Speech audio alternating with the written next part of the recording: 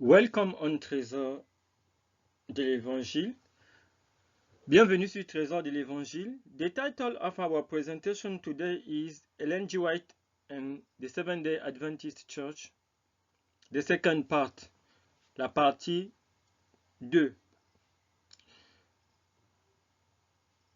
That I have one information to give to those who have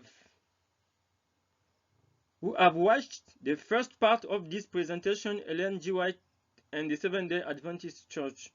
J'ai une information à donner à ceux qui ont déjà suivi la première partie de Ellen G. White et l'Église adventiste du 7e jour. You can find many information in the book First Selected Messages, Volume 1, page, chapter please, 24 and chapter 25 in French. Vous pouvez trouver les références de la première présentation des citations dans Messages choisis en français au chapitre 24 et au chapitre 25. For those who have opportunity to have the book First Selected Messages, they can read in French the chapter 24 and the chapter 25 of Book Selected Messages, Volume 1. Donc, merci de pouvoir lire le livre Message choisi pour la première partie de la présentation au chapitre 24 et au chapitre 25. Let us pray. Prions. Seigneur, alors que nous allons continuer aujourd'hui avec la suite de cette présentation qui a pour titre l'Église adventiste du 7e jour et Ellen White. Merci de bénir chacun d'entre nous, d'enrichir notre connaissance, notre Père et notre Dieu, et de nous permettre, Seigneur, de percevoir le message, Seigneur, que tu donnes à cette organisation et que tu donnes à chacun de tes enfants, à savoir ne pas accepter les enseignements de Babylone et de sortir notre Père et notre Dieu de Babylone. Parce que Babylone, notre Père et notre Dieu, regroupe tous ceux qui pratiquent, qui croient en ces enseignements et toutes les religions aussi apostates, notre Père et notre Dieu. Que ton nom soit glorifié et magnifié. En Jésus-Christ, nous t'avons prié avec le pardon de nos péchés. Amen.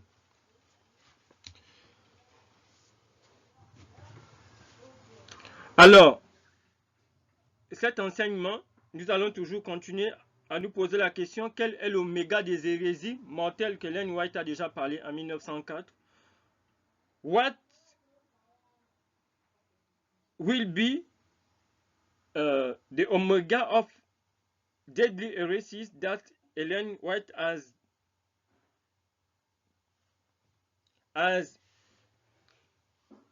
begun to speak at in 1904, que Ellen White a commencé à parler en 1904, alors que nous connaissons déjà l'alpha d'hérésie mortelle du docteur Kellogg, les théories panthéistiques. When we have known the alpha of deadly heresies, which were the pantheistic theories of Dr. Harvey Kellogg, which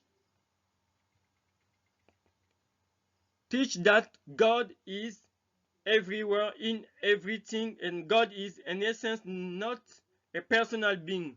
Ces enseignements qui enseignent que Dieu n'est pas un être personnel, Dieu n'a pas un corps, Dieu n'est pas un être, que Dieu est une essence qui est partout, n'est-ce pas?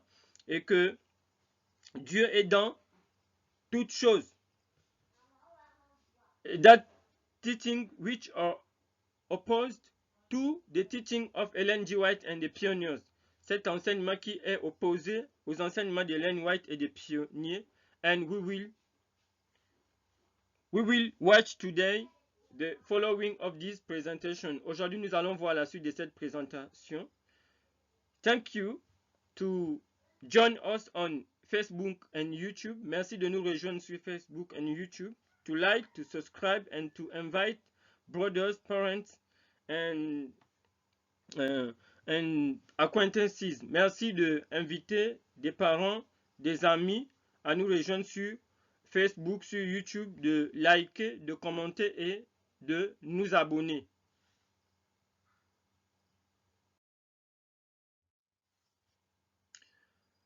What influence is it would lead men at this stage of our history to work in under a powerful way to tear down the foundation of our faith?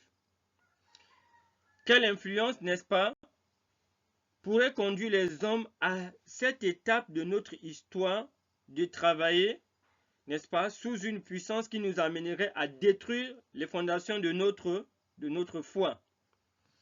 The foundation that was laid at the beginning of our work by prayerful study of Word and Revelation.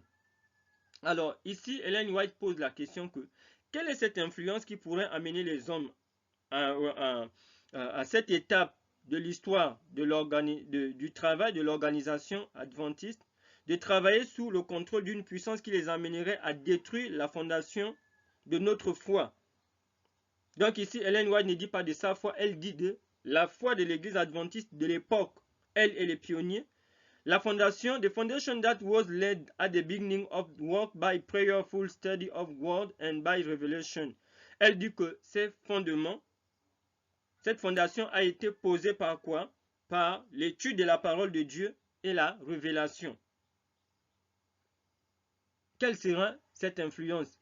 Et ici, nous sommes dans Message choisi, au volume 1 et la page 207 au paragraphe 3, toujours nous sommes en 1904, nous avons dit que c'est la suite de la présentation précédente. Et nous avons dit que ceux qui peuvent lire en français peuvent lire dans Message choisi au volume 1 au chapitre 24 et au chapitre 25. Donc ici, Ellen White dit que la fondation, les enseignements, les pionniers de leur foi ont été posés par l'étude de la parole de Dieu et la révélation. Here, Ellen White he said that the foundation of at the beginning were the result of prayerful study and the revelation. This is the quotation of Ellen G. White. They are not mine. Ce sont les déclarations de Ellen White, ce ne sont pas les miennes. Elle dit que les piliers ou les enseignements de l'église adventiste ont été posés par l'étude de la parole de Dieu et par la révélation. Elle dit que Dieu s'est révélé à elle, Dieu s'est révélé à eux. C'est elle qui le dit, ce n'est pas moi. Nous sommes simplement en train d'étudier. Donc, quand au début ils ont cru qu'il n'y avait qu'un seul Dieu, comme nous lisons dans la Bible, il n'y a qu'un seul Dieu, et que Jésus-Christ est le Fils engendré, et que le Saint-Esprit est l'omniprésence de l'Esprit de Jésus-Christ, ou l'âme de son âme, comme nous avons vu dans Ellen White et la Trinité, et que la Trinité vient enseigner qu'il y a un Dieu qui est composé de Dieu le Père, Dieu le Fils et Dieu le Saint-Esprit, co-égal et co-éternel, pour s'opposer à ce qu'ils ont enseigné. Elle dit c'est faux. Et quelle est cette influence? Selon elle ici, n'est-ce pas? C'est l'influence du diable. Donc la Trinité est un enseignement diabolique, selon ce qu'elle dit ici. Croire en un Dieu qui est composé de Dieu le Père, Dieu le Fils et Dieu le Saint-Esprit, un Dieu qui n'a pas de forme, qui n'est pas un être, alors que Daniel 7 nous dit que Dieu a un corps, il s'assoit.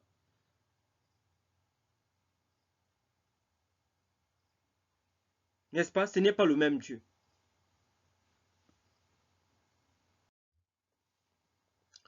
Upon this foundation, we have been building for the past 50 years. Nous avons déjà vu dans la présentation précédente que pour trouver quand commencent les 50 dernières années, nous sommes en 1904. Ici, vous faites 1904 moins 50 ans. En arrière, on tombe en 1854. Do you wonder that when I see the beginning of a work, there is a lack of F ici. The beginning of a work.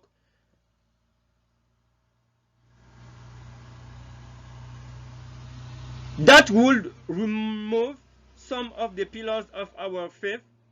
Ici, elle dit que, est-ce que vous vous demandez, quand je vois le début de ce travail qui consiste à détruire les piliers de notre foi, I have something to say. J'ai quelque chose à dire, n'est-ce pas? I must obey the command, meet it. Je dois obéir au commandement. Fais face à cela, n'est-ce pas? Ou bien confronte. Donc ici, Ellen White a commencé à confronter Kellogg, n'est-ce pas? Sur la question de la personnalité de Dieu, la personnalité du Fils et la question du Saint-Esprit. Nous savons ce que Kellogg a enseigné, le début des faux enseignements ou bien des hérésies mortelles. Elle dit que l'oméga devait arriver. Et ici, nous sommes dans Message choisi, au volume 1, c'est Selected Messages en français, en anglais, volume 1, page 207, paragraphe 3, 1904. Elle dit qu'on ne pouvait pas rester tranquille de voir que Kellogg vient enseigner un autre enseignement sur Dieu.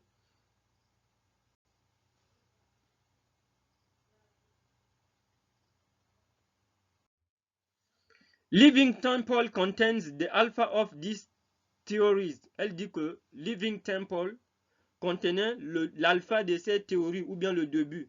I knew that the omega would follow in little. Elle dit que elle savait que l'oméga devait suivre, n'est-ce pas, d'un peu.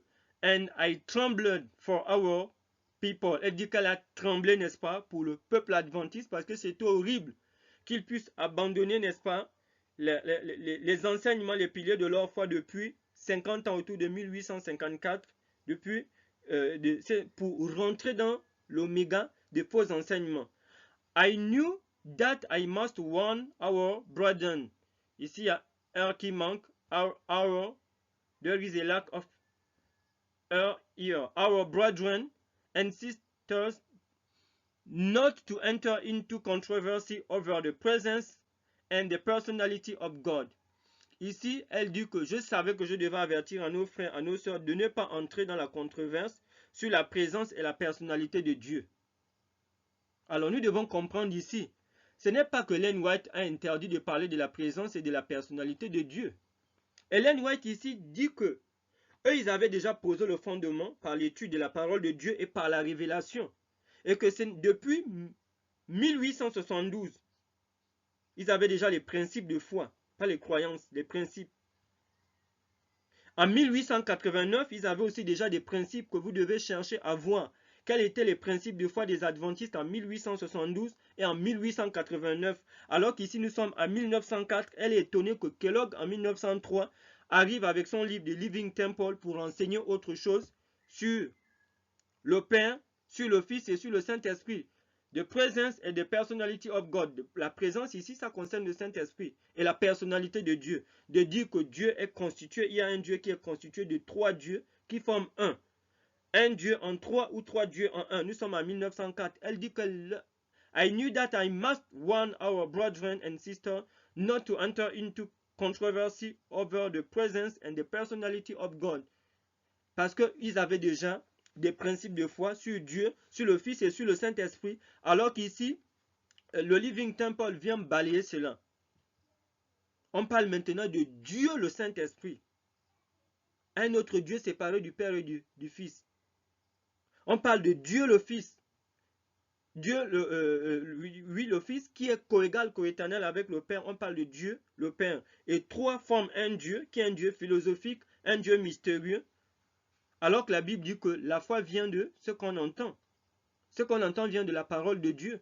La parole de Dieu n'enseigne pas un Dieu mystérieux. Jean 17, chapitre 17 au verset 3, Jésus a dit, la vie éternelle, c'est de connaître toi le seul vrai Dieu.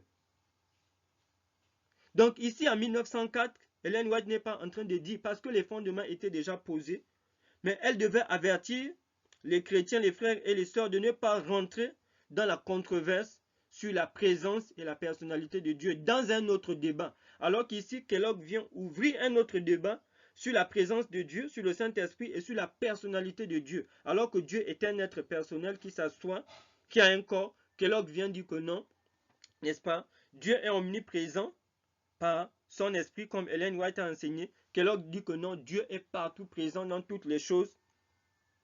Et Dieu est une essence, n'est plus une personne, n'est plus un être qui s'assoit sur un trône comme on voit dans Apocalypse et dans Daniel 7. Et elle dit que ça c'est un nouveau débat qu'elle a mis en garde l'église adventiste de ne pas rentrer dans ce débat-là. Et on peut trouver ça dans Message choisi au volume First Selected Message, page 203, paragraphe 2, 1904. Et on a dit que pour ceux qui ont Message choisi en français, Selected Message, ici c'est Message choisi, vous lisez surtout les chapitres 24 et 25. Donc ici, elle est étonnée de voir que depuis 1872, où ils avaient déjà des principes de foi, 1889, en 1904, quelqu'un sort. Mais elle avertit que l'oméga, il y a d'autres faux enseignements qui devaient arriver, hormis le livre Living Temple de Kellogg.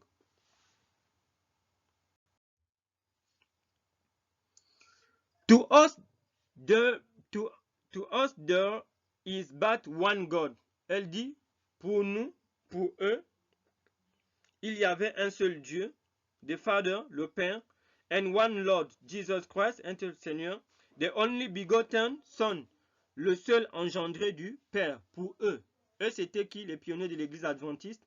Ici, de la gauche vers la droite, à la première ligne, vous avez par exemple Ellen White. Vous avez, secondement, vous avez James White, son mari. Vous avez Joseph Beth. Et au second rang, ici, vous avez Andrews. Vous avez John Logbourg. Ensuite, les autres qui suivent, les Haskell, ainsi de suite. Donc, pour eux, The Living Voice of Witnesses. Donc, si vous voulez voir ce en quoi ils ont cru, vous pouvez lire dans ce livre. Vous avez, n'est-ce pas, Direct Quotes from the Pioneers of Seventh-day Adventist Church. Vous allez voir en quoi est-ce qu'eux ils croyaient. Eux, ils croyaient qu'il y avait un seul Dieu, le Père, un Seigneur Jésus-Christ, et qui était l'engendré. Mais alors que l'organisation que nous avons vue dans la première partie, Adventure du 7e jour, dirigée par Ted Wilson, avec le siège à Silver Spring, eux ne disent pas qu'il y a un Dieu. Ils disent que Dieu est composé. C'est la Trinité. De Dieu le Père, Dieu le Fils et Dieu le Saint-Esprit qui forment un seul Dieu. Et Jésus-Christ n'est plus le Fils engendré. Begotten, ça signifie engendré. En français, n'est-ce pas? Jésus-Christ n'est plus engendré, il est coégal, il est coétern, il est coéternel. Et leur communion, ce qu'ils enseignent, n'est-ce pas, aux adventistes aujourd'hui, c'est la communion avec le Dieu le Père, Dieu le Fils et Dieu le Saint-Esprit, alors que 1 Jean chapitre 1, les épîtres de Jean au verset 3, il avait enseigné que la communion du chrétien, c'est avec le Père et avec le Fils. Et nous avons dit que dans 1 Jean chapitre 2 au verset 22, c'est l'Antichrist qui renie qu'il n'y a pas de Père, il n'y a pas de Fils. Et c'est ça la Trinité. Eux, ils ne croyaient pas à la Trinité. Et on peut par exemple lire ici dans 1 Corinthiens chapitre 8 au verset 6. 1 Corinthiens chapitre 8 au verset 6. Chacun est invité à lire dans sa Bible. 1 Corinthiens chapitre 8 au verset 6.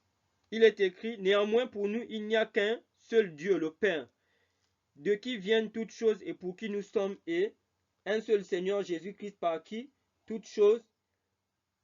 sont toutes choses et par qui nous sommes. Ça, c'est ce en quoi eux croyaient. Et c'est dans la Bible. C'est le même Dieu en qui Paul a cru. Il n'y a que un seul Dieu. C'est lui qui est le Père. Mais alors que dans la Trinité, on dit que il y a Dieu le Père, il y a Dieu le Fils, ils sont coégal, coéternels, bien que le Fils soit Dieu par filiation. Pas par coégalité, coéternité ou bien coexistence. Et on peut aussi lire dans Jean chapitre 1. Jean chapitre 1 et au verset 14. Il est écrit, Jean chapitre 1 au verset 14. Et la parole a été faite chair et elle a habité parmi nous pleine de grâce et de vérité. Et nous avons contemplé sa gloire comme la gloire du Fils unique venu du Père.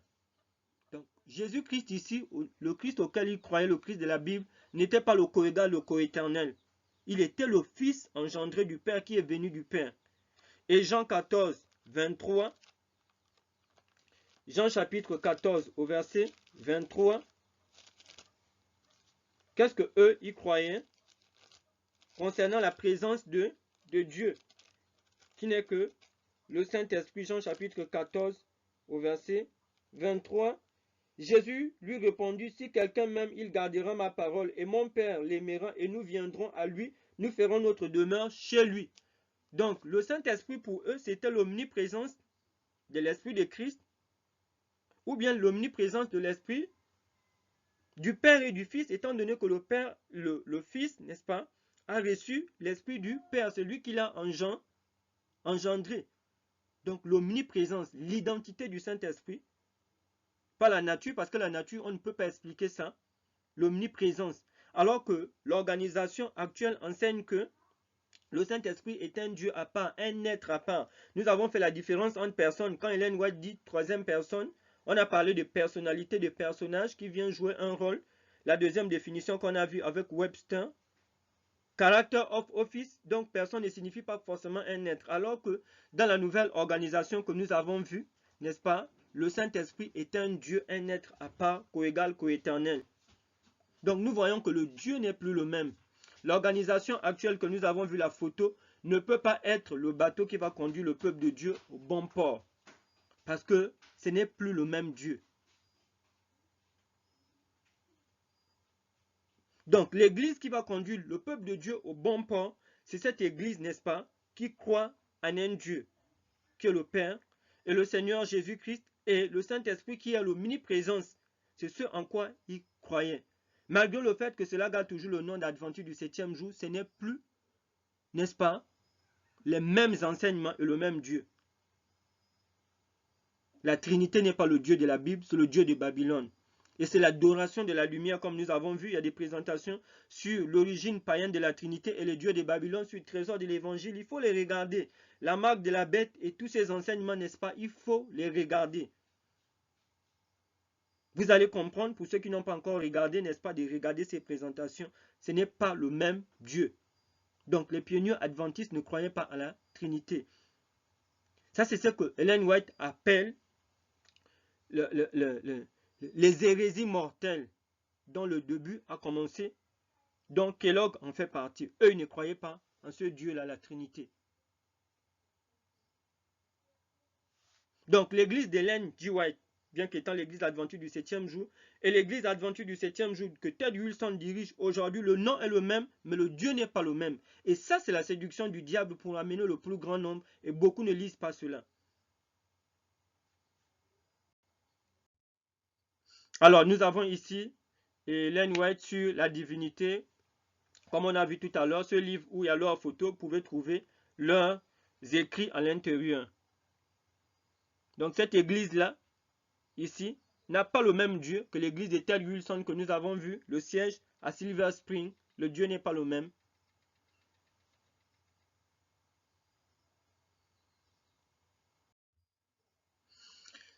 The vessel was injured, but not beyond repair. Donc ici, vous avez la vision qu'Ellen White a eue avec le bateau et l'iceberg. Vous lisez dans le chapitre 25, n'est-ce pas, de Messages choisis au volume 1, vous allez trouver cette vision. Elle dit que le bateau a été blessé, mais pas sans être réparé, parce que Dieu lui avait montré l'iceberg avec le bateau, et elle avait demandé, n'est-ce pas, d'aller affronter, n'est-ce pas, cet iceberg. Et c'était simplement pour expliquer la vision que le Seigneur lui a montré qu'il fallait faire face à l'hérésie de Kellogg. Parce que si elle ne faisait pas face à cette hérésie, le bateau devait être, devait être détruit. Ça veut dire que l'église, n'est-ce pas, devait être, il ne devait plus avoir, n'est-ce pas, des gens qui devaient croire à la parole de Dieu, garder, n'est-ce pas, les piliers ou bien les fondements qu'ils avaient reçus. Et dans cette vision, on montre comment, le bateau a cogné, n'est-ce pas, l'iceberg, le bateau a été blessé, mais il a été réparé. Donc, first selected message, page 205, paragraph 3. Here we have the vision that Ellen White has received, the vision of the boat that will faced an iceberg. That was the image of the church, and this false teaching that has have begun with Dr. Harvey Kellogg.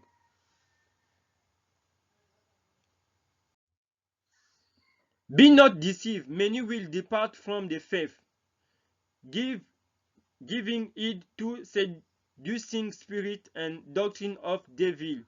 Elle dit que